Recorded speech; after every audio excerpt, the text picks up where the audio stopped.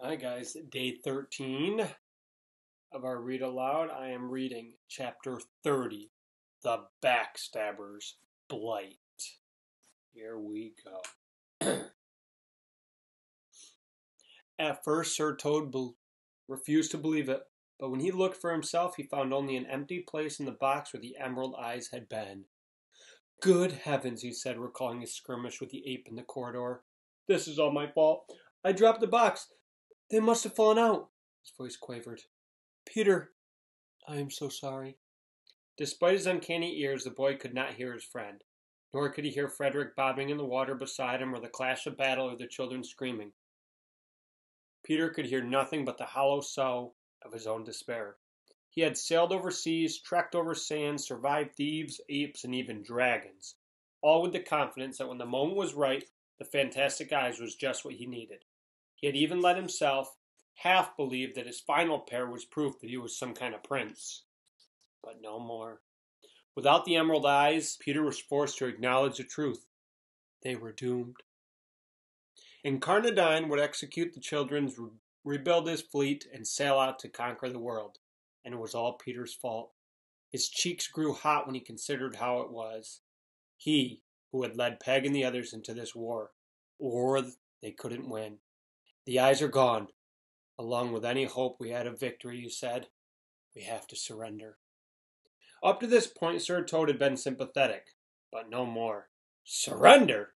He planted himself in Peter's path. Surrender? We shall do no such thing.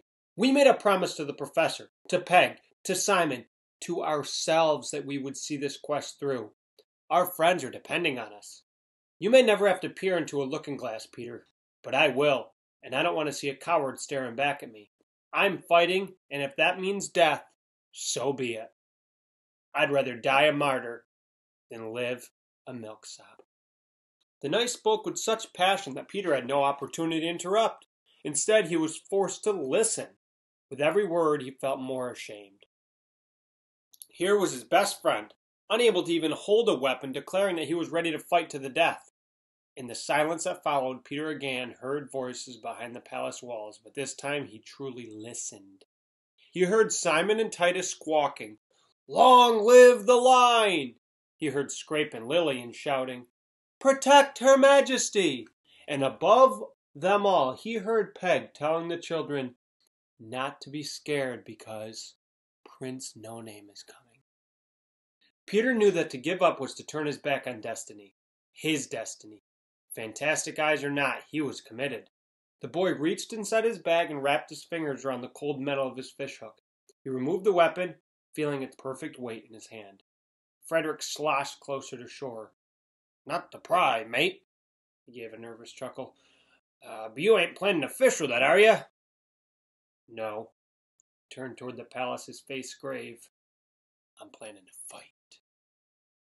Peter and Sir Toad ran as fast as they could. Streams of blood and seawater soaked the floor. Ravens and apes were squawking and snarling all around them. The battle was so loud and confusing that it was all Peter could do to trip over himself. Even through the chaos, he could tell that his friend's report had been accurate. The ravens were losing. They reached the apex of an open bridge from which Sir Toad could study the movements below. The apes are at the mouth of a broad corridor that connects to the courtyard, he relayed to Peter. If they reach the far end, it's over. Then, we had better cut them off, Peter said. He ran through every possible barricade he could think of, but Treacle and Bear traps were in short supply. Shorter still was their supply of time. He could feel the morning sun prickling against his neck and knew that the breakfast bell would soon go off as if to welcome the approaching horde.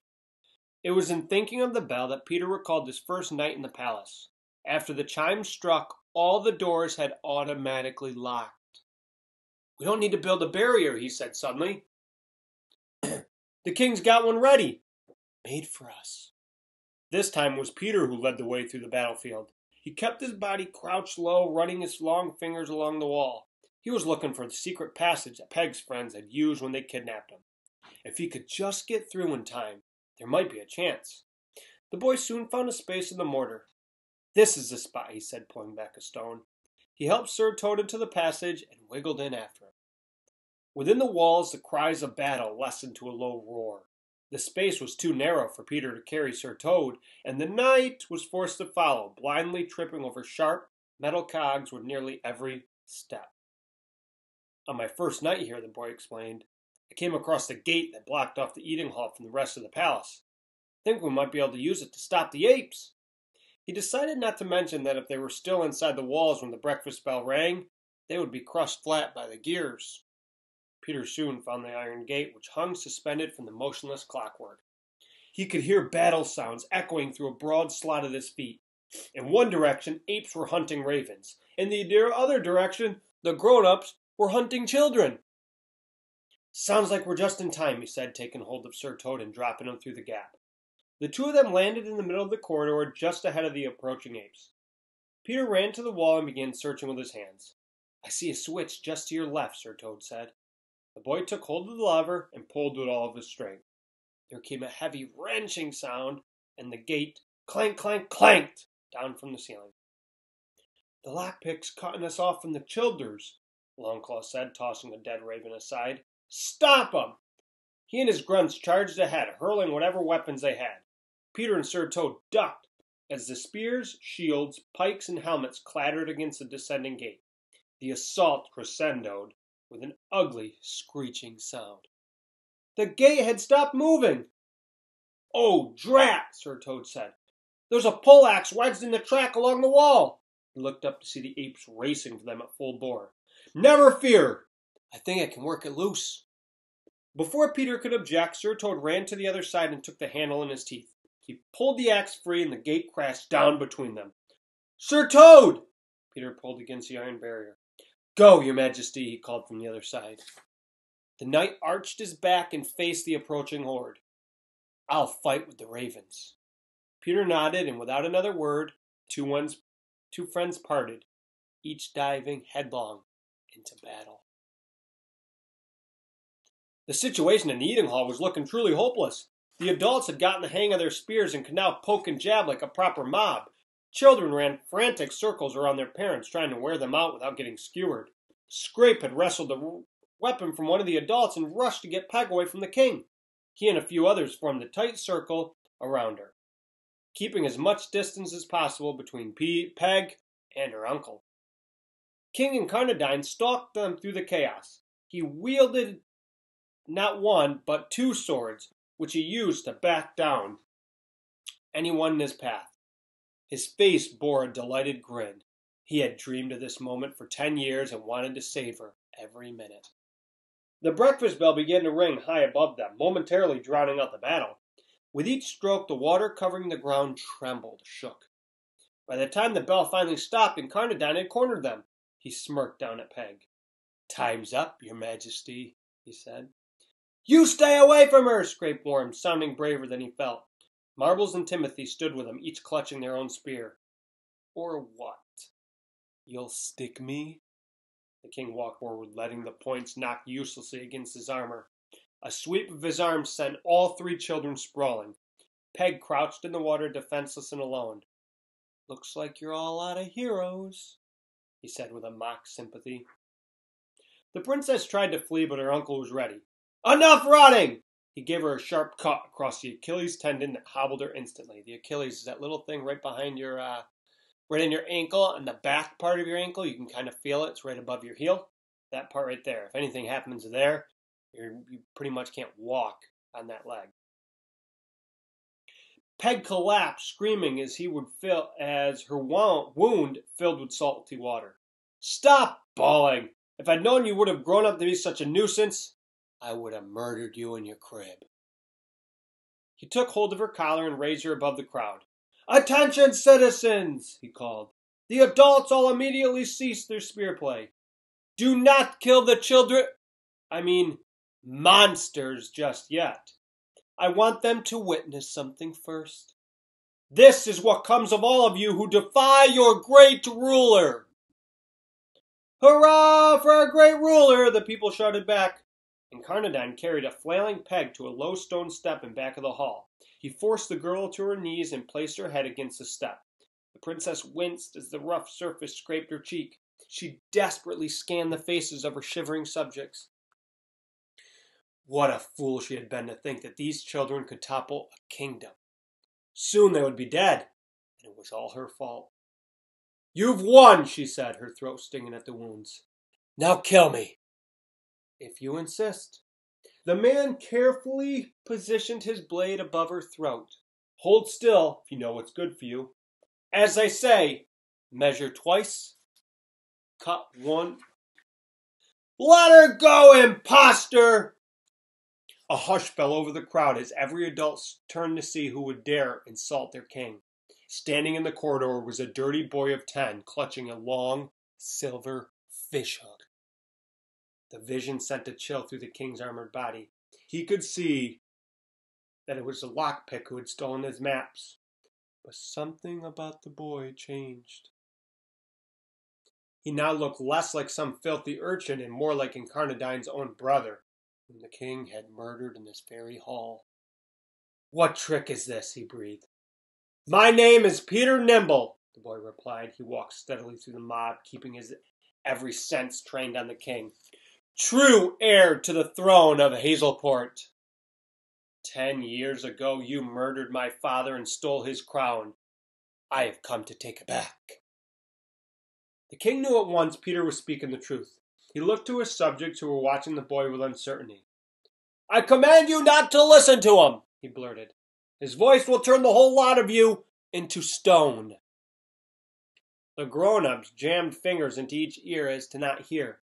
A few among them also closed their eyes on the off chance that looking at the stranger might prove similarly dangerous.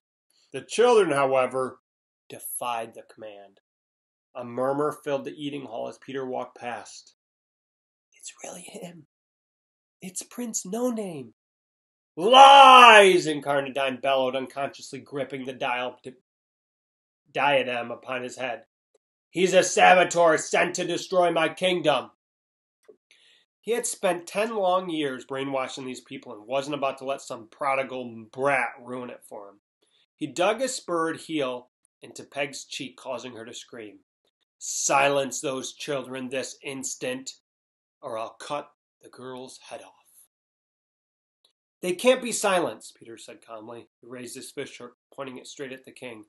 "If you release her, you can fight me for your precious throne." Incarnadine sneered at the quaint proposition. "Risking your life for your sister? How very noble of you."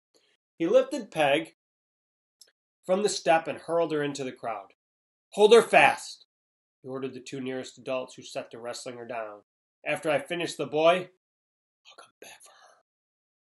The thief and the king slowly approached each other. Though Peter could not see it, he bore a striking resemblance to the man before him. They both had the same dark hair, the same sharp jaw, and the same lean frame, though Incarnadine's was hidden beneath 100 pounds of polished steel.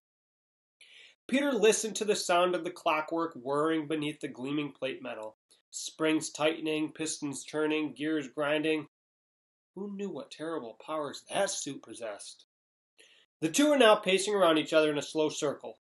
"Come along, nephew," Incarnadine taunted, daring the boy to strike first. "Don't be shy." Peter was more than shy. He was terrified. But to look at him, you would never have thought so. Sir Toad's lessons had at least taught the boy proper form, and the king's clockwork suit afforded him the luxury of hearing his opponent's slightest movement. He matched his uncle's every step like a shadow, ever mindful of the blades on each forearm.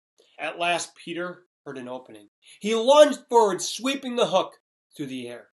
The king was caught off guard, but not for long. He raised his armored palms just in time to grab the hook. He flexed his fists around the metal, bending it like taffy. "You're not much of a swordsman, boy." He ripped the weapon from Peter's hands and flung it to the ground. "That's all right. Neither was your father." Now Incarnadine struck back. He swung his swords in constant succession, one high, one low. Peter could barely jump to avoid losing his feet before the second blade came for his head. The boy somersaulted backward across the hall, dodging swipe after swipe. With each attack, the grown-ups cheered louder for their heroic leader. Some even unplugged their ears to applaud. So are all the parents still on King Incarnadine's side? Yep. Peter rolled between his uncle's legs and sprinted back across the hall to retrieve his fishhook. And Carnadine was right behind him, sword still swinging. Silver clashed against stone as the man pursued his prey. Peter tried to block the assault with his crumpled fishhook, but the weapon was useless otherwise. So long as the king wore his armor, it would be impossible to kill him. Some warrior you are, Peter mocked his opponent. Only a coward would hide behind plate mail to fight someone half his size. The king, who did not like being maligned in front of his subjects, stopped to consider this. Very well, he said, taking a step back. Off it comes. His subjects cheered at the show of valor. He unhinged a clasp around his neck and the breastplate fell to the ground with a hollow clang. The ticking of clockwork grew louder and Peter could now pick out individual cogs, pistons, and springs as they moved along in Carnadine's newly exposed torso. But I should warn you, boy, the armor wasn't for my protection. It was for yours. He pushed a small lever at the side and the entire suit came to life. 100 knives, spurs, and barbs sprang out from the clockwork, all spinning and slicing in a frenzied blur. Peter listened to the dancing blades, barely able to conceive what was before him. I assure you, it's something to behold, the man said, reading his nephew's expression. I fashioned it myself. Every inch deadly. He flexed his gauntlet, admiring the blades whirring and slicing all along his arm. Peter had been a fool to think that he could taunt this murderer into a fair fight. He scrambled under the eating table to put some distance between himself and the king's armor. And Carnadine followed after him, walking straight into the table.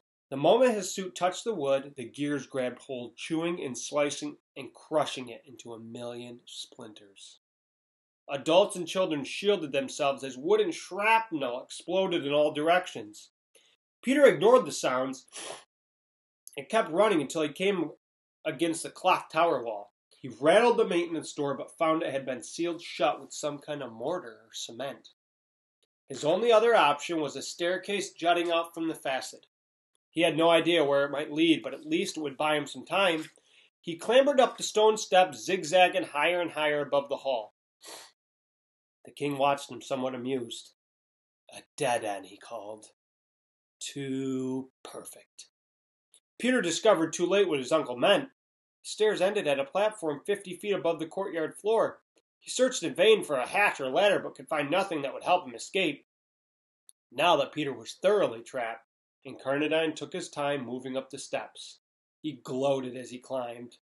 Before me, no man in this kingdom had ever guessed at the clockwork wonders that lie beyond our seas. I alone sailed out to learn these dark magics, only to discover that they were not magic at all. They were figments, little nothings, a mere string of letters and numerals, and unlike magic, this science could be mastered and harnessed. He let his arm graze the wall. Sparks shot out from the spinning blades wetted against the stone. People below cheered his dazzling display. Listen to them, he said to Peter. They are powerless in the face of such tricks. I have transformed unthinking beasts into servants and servants into unthinking beasts. His voice was thick with disdain. Peter remained still, listening not to the man's words, but to the sound of his approaching blades. And Carnadine stepped closer, lowering his voice to a venomous whisper. But even better, dear nephew, was how this magic helped me fly back to the palace, slip undetected into this very hall, and cut the still beating heart from my brother's noble chest. Monster! Peter hurled the fishhook like a lance. The point grazed in Carnadine's face, and the man staggered backward, nearly losing his balance. There was a murmur of horror when citizens saw blood flowing from the great ruler's cheek. Peter listened as his weapon clattered down the steps and splashed into the ground below. So much for destiny. And Carnadine erupted with rage. You little worm! He charged up the remaining steps. Thought you'd avenge your precious parents? Thought you could steal the throne from me? He swiped his arm, catching Peter's shoulder with a dozen tiny blades. The boy collapsed, crippled with pain. Stand up! And Carnadine snatched him by the neck and lifted him clear off the ledge. Peter's feet kicked wildly in the air. You were never a prince, the king tightened his grip. You're nothing but a pathetic, wretched thief. As Peter fought to breathe, the one word rang in his head. Thief. The insult echoed louder and louder until it was all he could hear. Thief! It was true. Even if he had by some miracle won the fight, what did he know about ruling? He was a criminal. He was the imposter. But then the boy recalled another, steadier voice, the professor giving his final benediction. And we will continue that chapter tomorrow. Getting pretty good, guys. Almost done.